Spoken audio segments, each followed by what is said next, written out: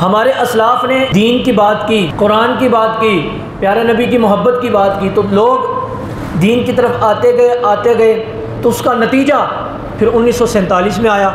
दीन की बात जब कानों तक पहुंची, दिल के अंदर आई, लोगों ने दीन को कबूल किया, तो दीन को जब कबूल किया तो ख़ुद ब खुद फिर वतन की ख्वाहिश पैदा हुई कि इस्लाम का अलग वतन होना चाहिए। तो अगर दीन की बात होती ना, लोग मुसलमान बनते ही ना, नबी अकरम सल्लल्लाहु ताला अलैहि वसल्लम के सुन्नत के पैकर बनते ही ना, कैसे उन्होंने पाकिस्तान की बात करनी थी? फिर तो इकट्ठे रहने की ख्वाहिश करनी थी।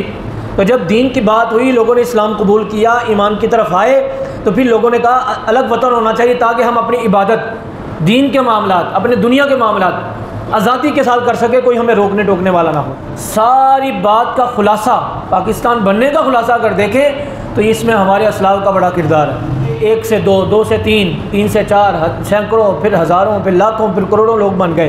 फिर अल्लाह का फ़ज़ल हुआ कि अल्हम्दुलिल्लाह 1947 में अल्लाह तबारक व तआला ने पाकिस्तान जैसी अजीम दौलत अता फ़रमाई। तो इसमें हमारे बुज़ुर्गों का खून शामिल है, उनकी मेहनतें शामिल हैं।